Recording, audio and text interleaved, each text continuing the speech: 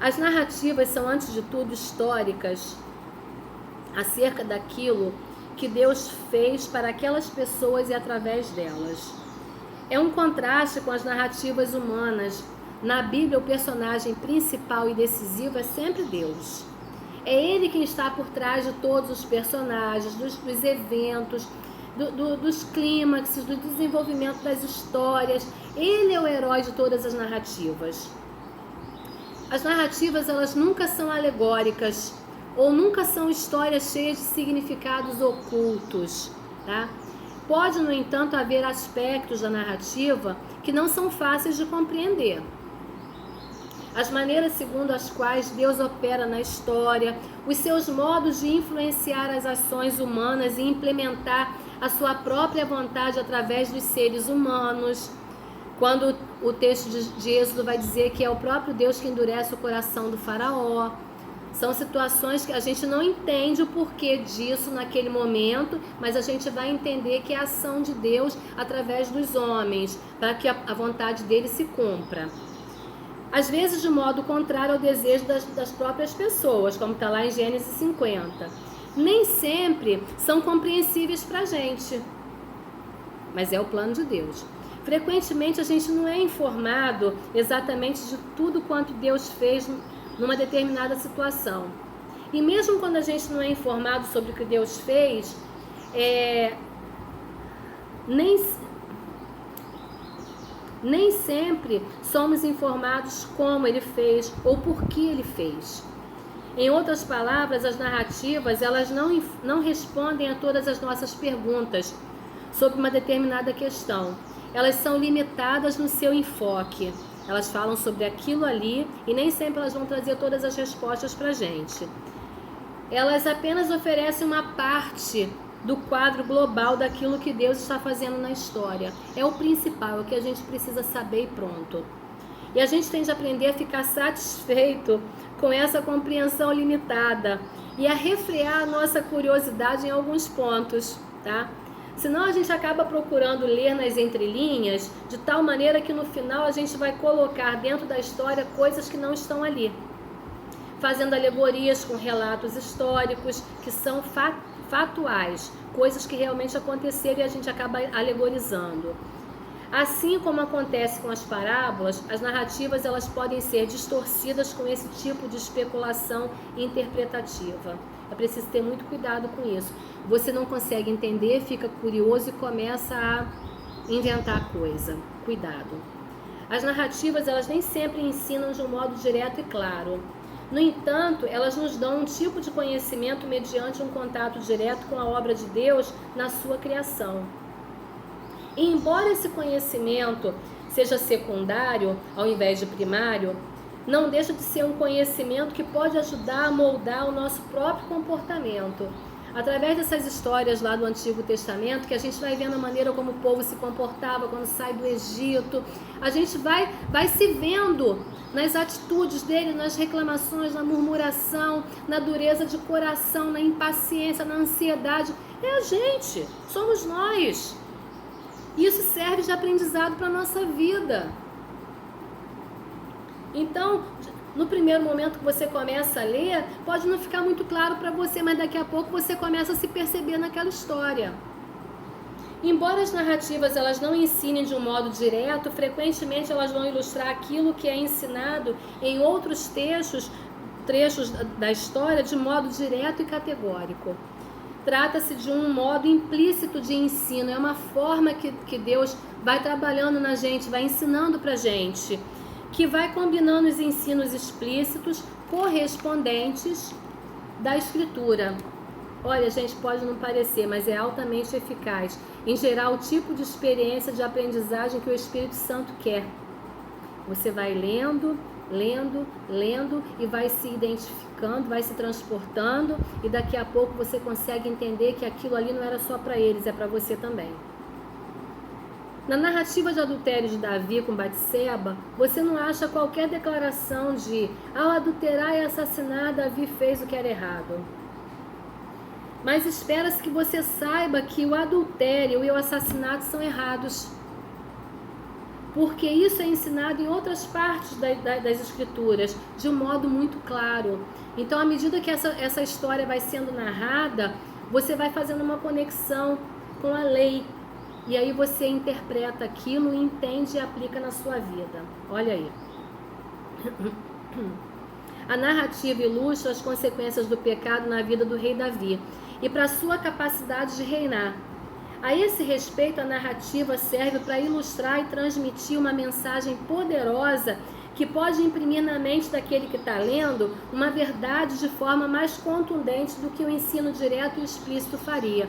Quando você lê a lei lá em Levítico, não entra dentro de você, no seu coração e na sua mente de forma tão clara quando você está lendo o texto de Davi, a consequência do pecado, a trama, a história, você consegue ver aquilo tão claramente e você faz uma conexão com a lei de Levítico e você consegue entender e aplicar aquilo na sua vida.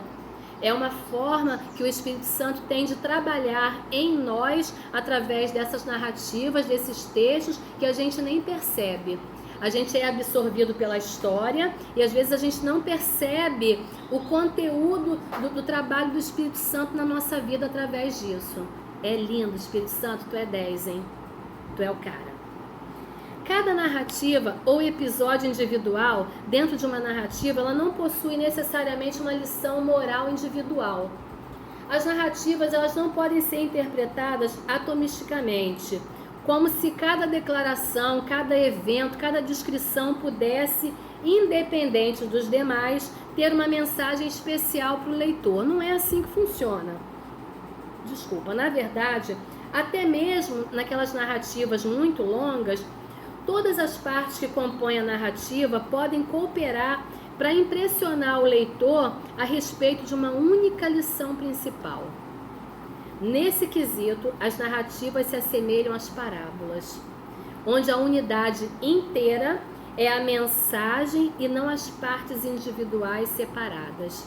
Quando você lê toda a parábola ou toda a narrativa, você entende qual é a mensagem principal. A impressão, o impacto e a persuasividade da narrativa, ela vem da sequência inteira dos fatos narrados. É uma sequência, você vai lendo e vai sendo tomado daquilo ali e ela tem o poder, tá, de fazer com que você entenda e se coloque ali. Procurar achar um significado para cada dado individual ou cada evento isolado da narrativa não vai funcionar. O negócio é ler a narrativa toda. O intérprete, ele tem que avaliar a narrativa como uma unidade, tá? E não como atos isolados. É ler tudo para entender qual é o objetivo principal. Quais são os princípios, então, para a gente interpretar as narrativas? E o tempo está virando, oh Deus! Os princípios abaixo relacionados vão ajudar o intérprete da Bíblia a fazer uma exegese mais segura das narrativas históricas, evitando aqueles famosos erros que levam a uma aplicação distante, muito distante da revelação divina. Tão distante. Tô lembrando do desenho agora, tão distante. Eu hoje estou cheia de graça, né, gente? Vamos lá. Primeiro, geralmente uma narrativa, ela não ensina diretamente doutrina. Cuidado com isso.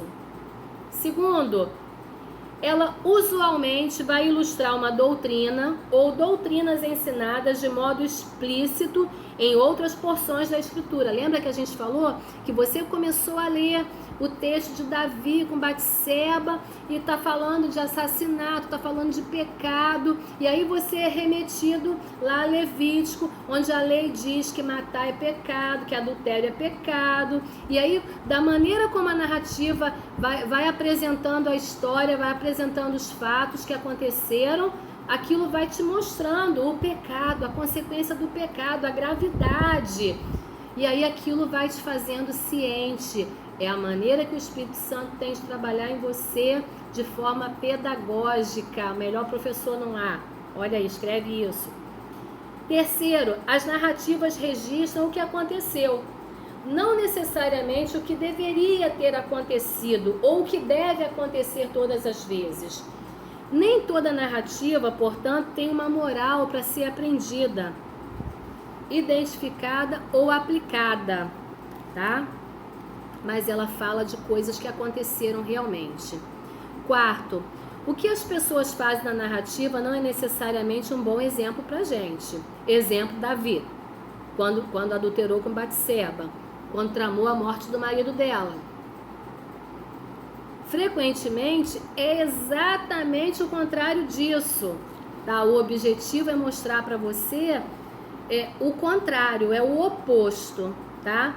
A maioria dos personagens que aparecem na narrativa, eles estão longe de ser perfeitos, assim como suas ações, tá? A gente vê que o rei Ezequias foi um excelente rei, mas ele cometeu seus erros. Davi foi um excelente rei, mas ele cometeu seus erros. A gente vai encontrar vários homens que cometeram seus erros, tá? Sexto, nem sempre a gente é informado no fim da narrativa se aquilo que aconteceu foi bom ou foi mal. Espera-se que a gente tenha essa capacidade de julgar a história com base naquilo que Deus já nos ensinou de modo direto e claro em outras partes da Escritura, tá? A história não vai dizer, olha, isso foi bom ou isso foi ruim, mas através da história contada, você por si próprio, conhecendo toda a história, você vai poder fazer o julgamento. Sétimo, toda narrativa são seletiva e incompleta. Nem sempre todos os pormenores são apresentados. O que realmente aparece na narrativa é tudo que o autor foi inspirado e considerou importante para a gente saber. E ponto. Cuidado com a curiosidade, a gente já falou sobre isso. Oitavo, a narrativa ela não é escrita para responder a todas as nossas perguntas teológicas. Lembra que eu falei para vocês que nem tudo vai ter resposta? Elas têm um propósito limitado, específico e particular e tratam de certas questões, deixando as demais para ser tratada em outros lugares de outras maneiras.